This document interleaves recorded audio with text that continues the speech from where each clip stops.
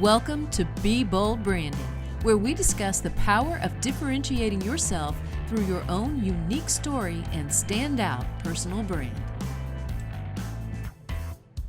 Today, we're talking with a gentleman who helps podcasters get more listeners, downloads, ratings, and reviews. We'll talk about how he does that and how his personal brand positions him for success in the podcasting world. I'm Tanya Eberhardt, founder of BrandFace, where we help business stars differentiate themselves, and we do that through personal branding. And I'm Michael Carr. I'm the COO of BrandFace. I was actually a client before I became a partner in the company. We're the only comprehensive personal brand building system across the globe. And we do Be Bold podcast to help people and entrepreneurs take the fear out of putting themselves out there, just like the guest that we're going to introduce to you next. All right. So Adam Adams is the founder of GrowYourShow.com, where they help podcasters get their message out to the world. He says the reason most podcasters fail is a lack of marketing, which is why his niche is to manage that critical piece so podcasters can have more listeners, downloads, ratings, and reviews. After selling his real estate podcast, he launched the Podcast on Podcasting, which is ranked as the top podcast to help who? Podcasters. All right. Welcome to the program, Adam. Hey, it's good to be here. Thank you. You're so welcome. Yeah. We're excited to have you because this is a passion of ours too. And I think we have so much in common when it comes to this topic. So let's get started. I definitely think that's the case. And, podcast is becoming the catchphrase of the world nowadays. You know better than anybody how many podcasts are coming online, but you also know better than anybody how many are failing by not doing it correctly. So let's start with a little bit about you. Like, tell us about what got you into profession, like what was your inspiration in your first podcast, and then how that led to where you are now. Again, I appreciate being on this show. You guys have a great show, and it's a topic that I'm really passionate about. So just like I started doing real estate investing when I was younger. This is my dad pretty much made me. And he owns all sorts of types of real estate investments. And he always said that was like the way that I needed to make my money. So I got started in that in college and really enjoyed it. But later on, when I moved to a new city, I moved to Denver, I didn't really know anyone. And I remember this saying, it was like haunting me. It was ringing in my head. Your network is your net worth. And I was feeling really bad because I didn't know anybody in this city and I was thinking I wasn't going to be able to make any money. So I decided that starting a podcast would really help me to network. It would help other people know who I was. It would help other people know my message, my branding, get to know me on a more personal basis, just because they can feel and hear and sense my personality and probably listen to many episodes at a time. Additionally, I knew that it would connect, just like I'm connecting with you right now. It would allow me to have good conversations with high-level people.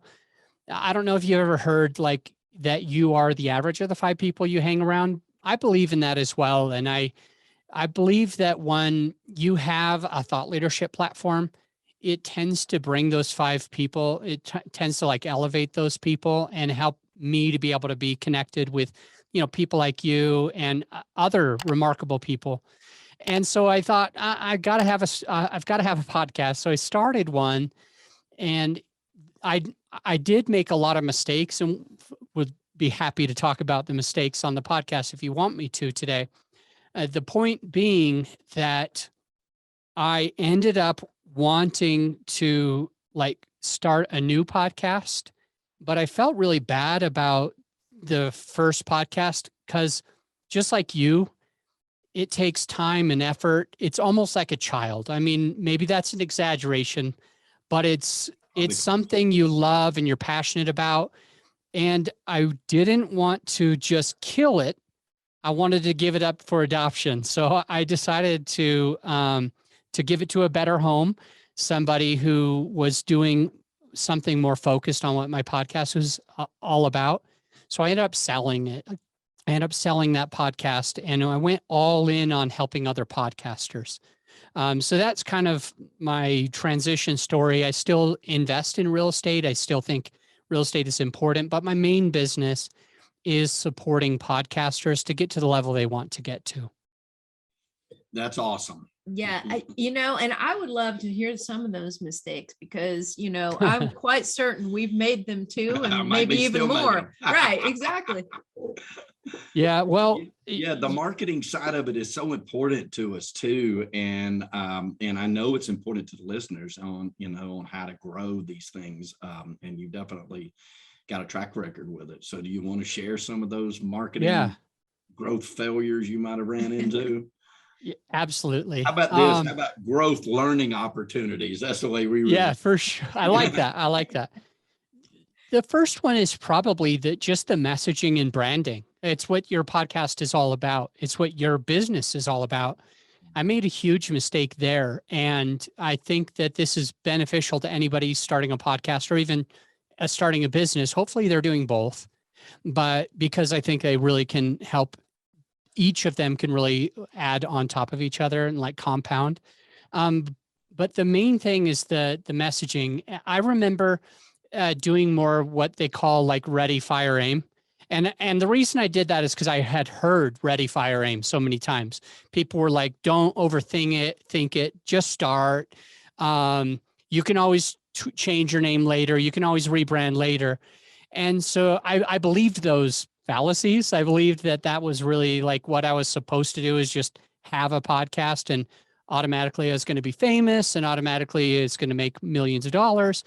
But the big mistake is not really understanding my avatar, like understanding who it is that I want to attract and what they need and like how to attract them.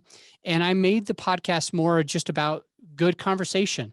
Like it's almost embarrassing because now that I teach podcasting, it's a mistake that I'll never let a client make, but this is one that I legit made. I started a podcast simply just wanting to have a podcast, wanting to grow my network. And I didn't take those critical steps to ready, aim, fire. I went ready, fire, aim. And I just started a podcast on a subject that I was good at. It was called creative real estate.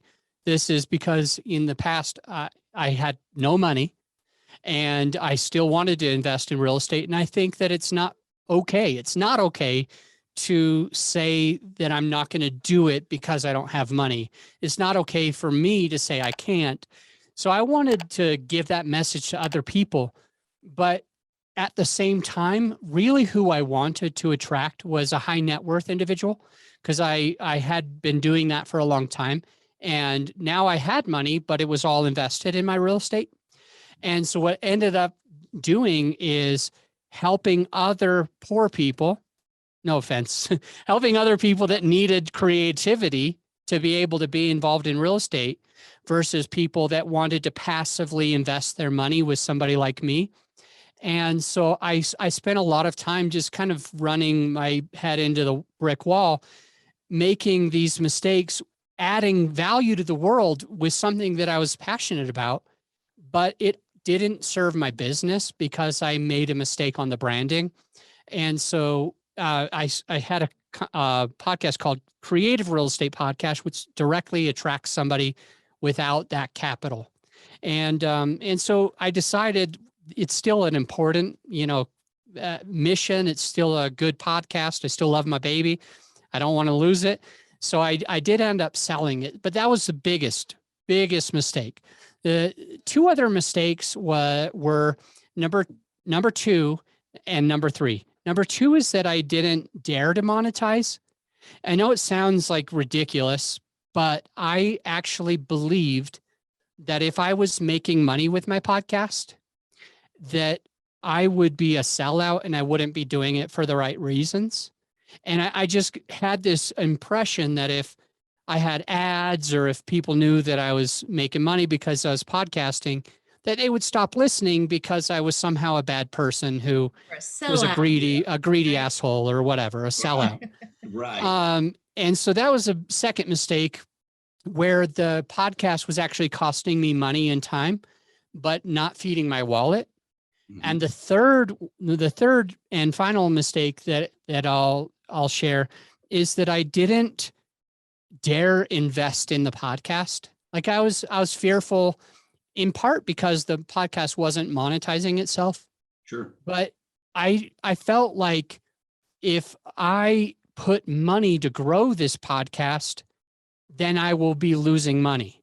It felt more like an expense than an investment. And now, like with our clients, like when we're supporting somebody starting or growing a podcast, that is a big critical piece that we're really good at now. We understand that a podcast has a purpose and you can make money with it. And if you don't feed it, if you're trying to go on a trip, for example, it's around the holidays right now. I'm about to take off, tomorrow with my family, and I have to put gas in my vehicle. Mm-hmm. If I don't fuel the car, I'm not going to get anywhere.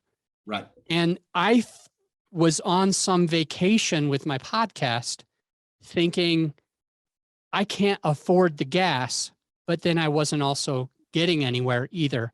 So now, like when someone's starting a podcast, if anybody's listening to this, I implore you, put fuel in that frickin' vehicle. Like make sure that you market it, that you grow it, that you get it in front of people, because there's two reasons why people start podcasts, and only two. A, they want to leave a legacy and give back. They genuinely want to help the world. B, they want to make money. And I hope there's people that want to do both, because you can do both. But the point is, if you want to leave a legacy and nobody's listening, you lost. Right. If you want to make money and nobody's listening, you lost. Right. If you're not marketing the podcast, you will lose this game. And it's more of an investment. You got to kind of change your mind from it. It's an investment into the growth, into leaving that legacy, into making those hundreds of thousands or millions of dollars that you've been planning or wanting to make ever since you started your podcast. So those are the three mistakes that I think I made. Those are really good ones. And, I would like to stay on this vein for just a minute. We have a series of questions we normally ask our guests, but this is so important. Like Tanya and I talk about it all the time, being marketers and branders in that space with coaches, authors, speakers, podcasters. Like, we know the numbers, right? It's climbed over 2 million starts now, a podcast. It's going to exponentially get bigger and bigger and bigger. And that sea of sameness is going to become even harder to be recognized in those space. So marketing and branding and spending the money on getting your podcast out there is so vitally important. But, like start a conversation, and you would know this better than even us. Start a conversation with other podcasters on being sponsors or advertising on they're like deer in the headlights. They're like, I don't know how to do that. I wouldn't even know how to take your sponsorship money even if I wanted to. It's amazing how this is really not even part of the overall conversation yet in podcasting, even though podcasting's grown to 2 million. Wouldn't you agree? In the vast majority. In the vast majority. Yeah. I mean, other than, let's exclude that top 7%, right? That's getting, the Joe Rogans that are, that's hacking on the millions and millions of dollars, but they're in a different, context, obviously, right now than somebody like us that would start a podcast. And you're right, you got to fuel that to reach, even if you want to give it the information away completely, you have to fuel that to be able to, even nonprofits have to bring in money to be able to do more nonprofit work, right? Yeah. I don't remember who this guy is. He's got a mouth on him for sure. He's extremely wealthy, and I wish I could pinpoint who it is, but the point is he got up on stage and he was like sweating, spitting, sweating, and his face is just bright red. And he starts screaming at the audience, like, why do you effing not like want to make money? Like, if you make money, then you can be putting money to charities. You can be building houses for orphans. There's so many things that you can do it's endless. If you're here because you want to do good, you have to make more money. Like it is something that most of us US people feel is like, if we somehow make money and we're like rich or whatever, then we're almost like not humble. We're not godly.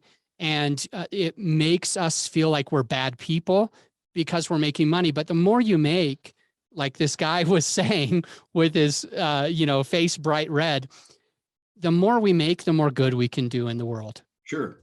I agree with that 100%. 100%. It's amazing, really. It's a great message right now. I think it'll resonate with people in a short order of time because of that. Because the fallout rate on podcasts is astronomical. It's huge. People do realize it. Number one, it is a labor of love. We've got many friends that started podcasts, and they've started with the goal: I'm going to do my podcast, and I'm going to do it for a year.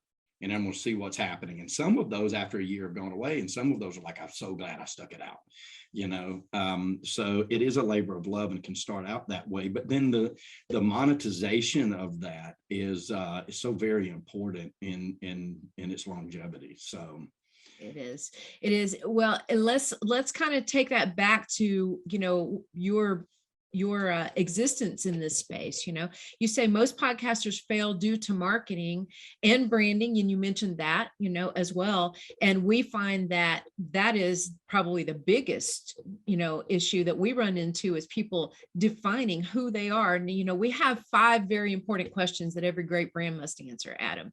Let's do it. We're going to ask those to you here in just a moment. We're going to ask those to you, but it all begins with your why. Why should people listen to your show in the first place? So I know that you help people with the marketing aspect of that, help them kind of hone in on their story as well, but mostly help them with the marketing and lead magnets and things like that. Because I love what you say is like, you have no business doing a podcast or even going on somebody's podcast unless you have a purpose for it, right? You need to have a purpose, and you need to have somewhere to send somebody, some call to action where you can make that or monetize that, time that you're spending on here on both sides of the fence.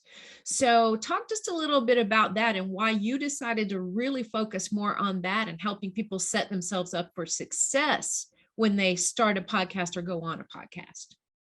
The reason that I started doing that is I started doing it as a friend to a few people, just because I had started a podcast before many of the people that were around me, especially in the real estate investing space.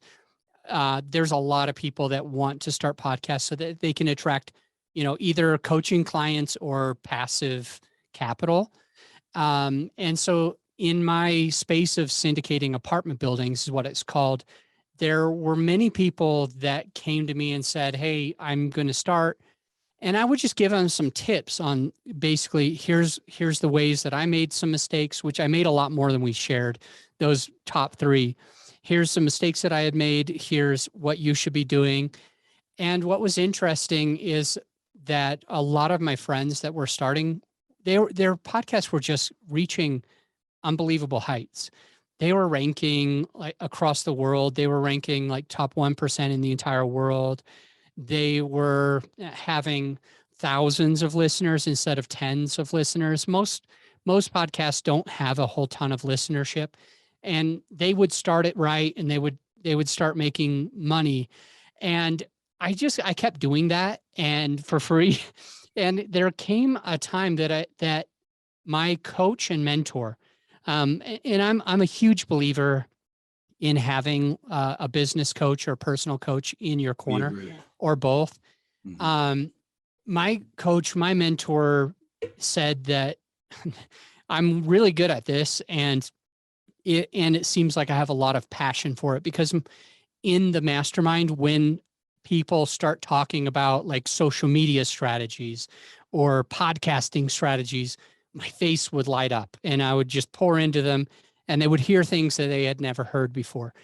And I started thinking about what he said, making me feel like this is my true passion. Like real estate's just a thing. Like it's a vehicle. It's wonderful. I'm happy about it. I always will do it. But this starting and launching podcasts the right way and not going ready, fire, aim is something that lights me up. And he basically just said, you need to be doing this, because he kept putting people in front of me and I wasn't charging anything. So we made it a business back in July of 2019. We just decided, hey, we're gonna actually like support people that are more than just my friends. We're gonna start helping other people. So that's kind of where that started, if that answers your question. And a couple of facts that might be beneficial for the listener is the last time that I checked, the number was 2.7 million podcasts out there. The last time I checked, that close to 90% of them don't make it. And now the jury's out on this. It's either 6 or 10 episodes, but close to 90% of them don't go past that 6 episode or 10 episode mark. And the whole reason why I think that is pod fade. And some of the, the 3 things that I already mentioned, like messaging, branding, not being willing to monetize, or not knowing that it's more of an investment to grow the podcast than it is like an expense, I think are 3 of the reasons. And there is probably one other reason why I think there's pod fade besides not really getting those listener base that you wanted. And it's simply because you're behind the 8 ball. It just means that tomorrow is Monday morning and you're supposed to have an episode come out of every Monday because that's what you promised your listener base. And it's Sunday night, you're with your family and you're cussing up a storm and you're like, I can't believe I have to get an episode out for tomorrow. What am I going to do it on? This podcast is really stressful. Is it really worth it? And because you're behind the 8 ball and not ahead of the game, you tend to like let go of the podcast. You skip 1 week and it makes it easier to skip more weeks. It makes it easier to let go of it. Your listener base isn't growing because you're not being consistent. So I would say that 4th thing, if you are going to start a podcast, like one thing we tell all of our clients is we want that entire first month of podcast episodes already recorded and edited and approved. All the podcast artwork for promotional, all of that's approved before you even push the launch button. I think that's been something that's helped our clients to not be able to not hit that pod fade, is always being like ahead of the game. They can have COVID, they're fine. They can go on a vacation, they're fine. They're always going to produce because they're several weeks ahead. So I love that, actually. Too. In any business, because we deal with so many different entrepreneurs, but in any business, the difference is proactive versus reactive. I put out a tip Tuesday, every Tuesday, just a little short 20 or 30-second video about, what you can do for your business. And I actually shot one for 2 weeks from now on being proactive versus reactionary, because so many people just live reactionary. And I think that's the greatest advice that you can give people to help. You got to be prepared. Preparation tends to bring a lot of luck. You know what I'm saying? It does. Yeah, they say that. It really does. In my lifetime. So yeah. What would you say are some indicators of whether or not a podcast will be successful on a launch like that, other than preparation? Well, if the person who's launching that podcast is committed to doing this no less than 3 years, I have a feeling that regardless how they sound in the first 20 episodes or 100 episodes, because we all sound stupid. I sound stupid as well. No question. As soon as if that person if that host is committed to 3 years or more at a minimum, I know that podcast is going to succeed. A long time ago, when I was in middle school, I was learning the tuba and I was playing in the orchestra and all that.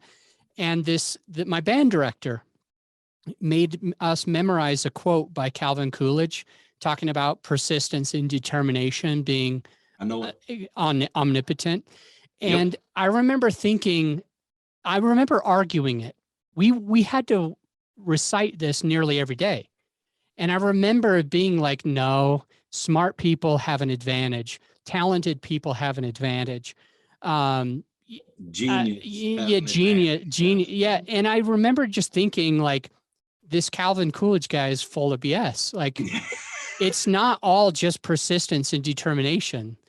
And as I've grown, like throughout the years, I've found that I've been able to achieve some remarkable things in my life, like on the track team or with my music stuff or with podcasting or with real estate, that the only reason that I did any better than anyone else is because I played the game longer. Yep. I got up faster when I got knocked down. And all of those like negative things are going to happen to all of us, self-doubt, failures. But when we as entrepreneurs can see that if we just go, if we just can become dauntless, like that movie, and just being able to go forward regardless of what else is around, think outside the box, be creative, move forward, get up, then it's inevitable. We are going to succeed. And I think that's a piece with the podcast is most people that start a podcast, they're not actually truly committed. They want to dabble in it. They want to see what it's like. And seeing what it's like for some people is one episode. For some, it's 6 episodes. For some, it's 10. For 90% of them, it's 10 episodes. And because we're on a bell curve and we haven't had that full trajectory within our first week, because we believe that if you build it, they will come. We're automatically famous just because we have a podcast. We don't have to market it or try. Right. When we think those things and the going gets tough, we quit.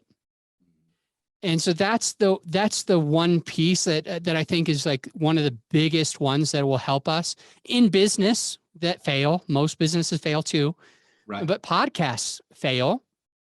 And if we can look at this as a minimum of 3 years, no matter what, I don't care who's listening or who's not listening. I don't care what's happening. If I continue with this podcast for at least that amount of time, you will be successful. You will gain 1,000 true fans, which there's a book about 1,000 true fans. Being that you can make all the money that you ever needed with you don't need 1 million. No, you don't need 100,000. If you have 1,000 true fans that know your heart, that know where you're coming from and how you can help them, you will definitely be successful. And it all takes persistence and determination. Yeah, I really like that a lot. I like that a lot. My dad actually, he was in the car business. He had the end of that speech on a plaque in his wall in his office, and I used to read it all the time. Genius alone is an unrewarded genius is almost a proverb, right? And then he goes on and he talks about education alone will not. The world is full of educated derelicts, but persistence alone will lead to your success. I remember that reading that forever. So it's funny you would bring that up, and that's great advice for anybody, and not only in just podcasting, but like you said, any business. If you're committed from ups and the downs and all of it, it doesn't matter how many times you get knocked down, it matters how many times you get back up, then you're going to be successful. I love that. Making me think of marriage too. Yeah, right. Or anything that can be, a hard plow, right? Yeah. It's so true. It's so true. Well, hey, we want to ask you some questions because marketing is so important. Branding to us is we're passionate about our branding. That's what we do. We believe in branding first, marketing second. Once you have your message set, once you know and you have defined your ideal customer, then you can market directly to them. It sounds to me like we have such synergy in that thought process. So we want to ask you a few questions about your brand, which is fantastic already, right? The first one is, what do you think sets you apart from others in your industry? The main thing that sets Grow Your Show apart is that we are able to guarantee that you're going to be ranked in the top charts of Apple. And the way that we do that is marketing in a way that no one else in the podcast space is doing. And this is super helpful for anyone in business, but this is the way that we're getting our podcast clients ranked. We do private message campaign. So I have a team of virtual assistants. They'll log into an account on social media, and they will private message as a third party on behalf of our clients. And the reason why it works, the reason why this makes us stand apart is because we hit these 5 things, and the 5 things actually start triggering algorithms. So even you two, you've got a podcast, you definitely want to listen up because this will support the growth in a exponential direction. When we do the private messaging, we want 5 things to happen, and all 5 need to happen, and they all have to happen in order, in sequence. If they're out of order, then they actually trigger the algorithm in the wrong way, and we actually lose rankings. Like our podcasts look worse because they're going out of order. And those 5 things are one, getting people to subscribe or to follow the podcast. Number 2 is you have to have those people, this is critically important that it's not other people downloading the podcast. Just simply having download numbers will not help you, as it's going to help you when it's your subscribers are the ones downloading. It's relevant. Yeah. The third one that we've noticed in our algorithm hacks is that we need to get those people that are downloading to actually listen through the podcast. If you're getting high download numbers, but people are not actually listening through, then it's working against you. It's actually taking you into something that I call being shadow banned. Like your podcast, people can't really find it unless they search the exact name of it. And so you want those people that are subscribed, and number 2, that are downloading, to 3, actually listen to the podcast. The algorithms will see that. The 4th one is that you're getting social proofing. This just means ratings and reviews. This means that people that are listening are taking action. They're actually saying something about the podcast. And by the way, they're not saying something about your personal character. They're not saying, I met her at an event and she's cool. Right. They're talking about about the actual podcast itself and the value that the podcast has. And the 5th one is that those people that are leaving those reviews are coming back to the podcast over time. When we hit all 5 of these, we actually boost our podcast into the algorithms, which make us ranked. And our clients, 100% of the ones that are paying to be in top 1% are literally top 1% in the world. Like, this is a guarantee that it's a money back guarantee. We don't fail at this, and we're good at it because of these 5 things. So in short, because I think this is valuable, in short, those conversations that we're having in the DMs with people on social, we first start an organic conversation. It feels totally natural. It's not spammy. It doesn't have links. It's not telling people stuff in the DMs. It's asking people. It's connecting with people. As we do that, and we finally get to a couple of months down the road, that new conversation, that new friendship sparks into a place where we're recommending a friend's podcast that they think might be valuable. And we ask them if they would like to have the link. We'd be happy to send it to them. When they say, yeah, go ahead and send me the link, we say, okay, here's that link that you asked for. After you listen to it, let me know what you think. So we're getting that person to now subscribe or follow. That was number 1. Now they're actually listening because we're asking for their feedback. So they're downloading it and they're listening. So they're doing number 2 and number 3. And once they tell us that they liked the podcast, when they say something to the effect of, I really liked that BrandFace podcast that you shared with me of Tony and Michael. Thank you. What I liked about it was this guy on there, Adam Adams, taught me all about podcasting. We say, you know, it's funny. I just left a review saying almost the same thing because I like that episode as well. I bet they would be happy if you left, since you liked it so much, I bet they'd be happy if you shared your thoughts as well. And so this gets that person who's already, you know, done the first 3 to actually rate and review the show. And what we do to get that 5th piece, to get them to come back, is we do touches after 2 to 3 weeks, another one after 2 to 3 months, where we just say, oh my gosh, did you hear that last episode that just dropped? That was gold, wasn't it? Question mark. And that allows them to keep coming back to the podcast. Mm-hmm. And because of that, our clients get ranked when nobody else is like able to guarantee that. So that's what makes us stand apart. Love it. I took love notes. it too. I took notes. I wasn't answering text. I took notes. That's gold, listeners. Yeah, I love it. I think it's fantastic too, Adam, because what he just described for you guys is the perfect example of an organic conversation through social media. Yes. Instead of just throwing links out there and moving on to the next one. It's like, oh, you like us? Hey, check out this link. And if you want to book a call, click here, you know, and those are just too quick, guys. And even though you're sitting there thinking, well, gosh, how long does that take? I mean, you know, that is the new world we live in. Get used to it because it is not changing. Agreed. People need to know they need to not be sold. They need to want to buy.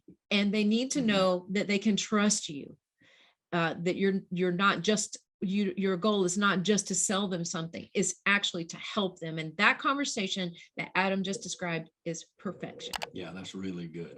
Really good. Okay. Question number 2 in our 5 questions that every great brand must answer is, who do you serve? Exactly who are your ideal customers?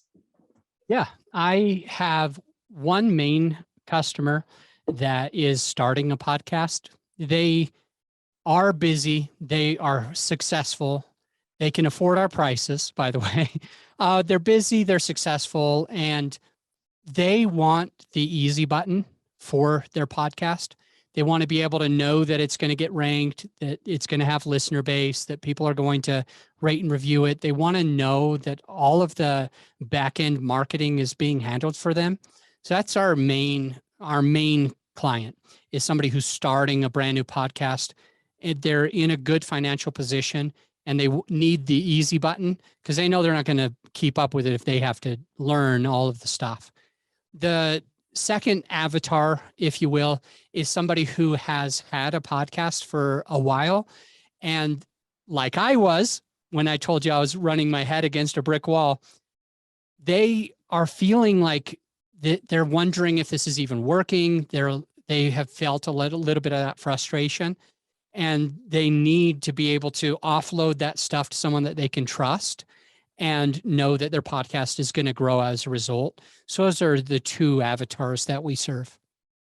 Love it. Perfect. I love it. And our third question is, how do you serve them? And you sort of answered that, but if you want to articulate it again, how do you serve them? Well, we literally are the easy button. We make it so easy that you just press record and everything else is done for you. What ends up happening is our clients press record. That recording magically goes to the cloud. It automatically just goes to the cloud. And that's when my team steps in. They record the content. They're the star of the show. And once it's to the cloud, what my team will do is we'll download the episode, we'll edit the episode, we'll cut out some filler words, we'll write the show notes, we'll create all the promotion materials, we'll email their guest for them once the promotion materials are ready. We'll schedule the podcast, we'll publish it everywhere that it needs to be published. We'll do paid marketing. We'll do all that hard stuff. So now your podcast is getting ranked and you only are pressing record. So that's how we serve you. We let you push record and be the star of your show. We do everything else. That's such a great service. Yeah, it is. And so this again may be repetitive, but I'm going to let you answer because sometimes we get a different answer. What qualifies you to serve your ideal customers? Yeah, I like that question because we all have imposter syndrome, even me. And it's every time I start a podcast episode, every time I'm on your podcast today, there's always this like thing that it's like, who am I? What makes me that person? First off, we need to get over that. But secondly, like to really truly answer is that I just know that we do something that nobody else has been able to achieve. We're really good at it and we love our customers. We love working with the people that we work with and supporting them and hearing the accolades that they give. We are qualified because nobody else really can do what we do. Well, they can, but they'd have to take that whole system that I gave you and implement it. And it's a lot.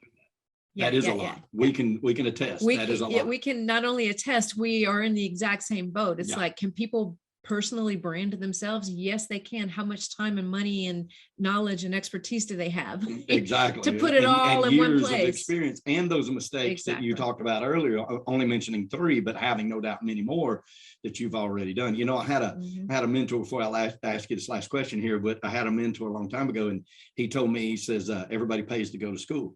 Like, you're going to pay somebody else for their knowledge of already knocking their head against that brick wall, or you're going to beat your head against that brick wall and lose all that time and money. So, you know, choosing correctly of the people, the professionals that you follow behind is so very important for your growth. We're like you, we believe in coaches and mentors, people who've been ahead of us in different things that can really exponentially help you. So you've also, you know, I guess it's sort of a takeaway of exactly what the answer to this question would be, but you haven't articulated it yet, and you're such a good articulator at stuff like this. How does it make your client's life better to use your services? How does it make my client's life better to use our services? I like that question. And I wish that it was something that I had spent time on even before this. And all that takeaway is that if you're listening and if you're me, we really need to spend more time on that, because I'm really good at sharing features versus the benefits. I'm really good at like sharing, these are all the cool things that we do, but I forget like that this actually is a huge benefit to somebody who's busy and successful and just wants the podcast on autopilot. So I'd have to spend more time answering that. But in short, they're going to have a much stronger listener base than if they work without us, which ends up making a lot more money for them. So it's, like I mentioned in the beginning, it's an investment instead of an expense. So one of the big ways that our clients are happy is all of that stuff is handled by a team that they trust, and it puts more money in their pocketbook. I definitely think that all of those things make a customer's life better. I really do. Client's life. Oh, sure. that and more, you know, just taking the burden off somebody. So it's one thing to sit down and, you know, like you said, you want to leave behind a legacy. You also want to make some money, you know, as well. And you sit down and you have these idealistic thoughts, and they're very helpful to other people. You have advice and important things to say that are going to change people's lives, but you don't always have the time to do that and everything else that goes with it to get it out to the people whose lives you want to change. And so to me, that ease of doing business and handing it over to somebody who's been there and done that before, you can't, it's kind of like that old MasterCard commercial, you know, you can, this, it's you know, priceless. Yeah, it's priceless. You know, here's a cup of coffee costs you $2.50, and, you know, this is priceless. And I think it is, it's just time is a commodity. And it's a very important one. And we need to spend the time doing the things we do best. Yeah. And all of those other incendiary things are not always things we do best. Yeah, agreed. All right. Adam, thank you so much for being on the show for us. Absolutely. Your wealth of information just in the short time we've been able to spend together. I loved joining you guys. Thank you so much. You're so welcome. Hey, how can prospects reach you if they want to learn more about Grow Your Show? Yeah. If they are listening to this podcast and you just want to check out the free podcast, we're available wherever they listen. It's just the podcast on podcasting. You can search it super fast and find us. If you're wanting to connect or see what we do or our pricing, everything's found on our website. It's growyourshow.com. And that'll allow you to be able to kind of peruse, see what's going on. And if you'd like to schedule a free call with me, there's a button on the website as well that you can just schedule a little discovery call. That's awesome. Excellent. Excellent. And thank you again, Adam. It's been such a pleasure. Thank Such you. a pleasure. All right. If you guys have questions for Adam, now you know where to reach him. If you have questions for us or questions about your brand, head to discussyourbrand.com and we'll be on the other end of that to talk to you. Yep. And folks, listen, it's all about prosperity, right? That's why we do our podcast. When we say prosperity, we're not just talking about money. We're talking about the full 360 of an abundant life that we truly wish for every one of you. And we know here at BrandFace that prosperity favors the bold. So we say, be bold, folks, especially with your brand. And thank you, Mr. Adam. And thank you, Ms. Tanya. Thank you, gentlemen. All right. We'll see you next time on Be Bold Branding. Brought to you by BrandFace, the only comprehensive personal brand building system across the globe.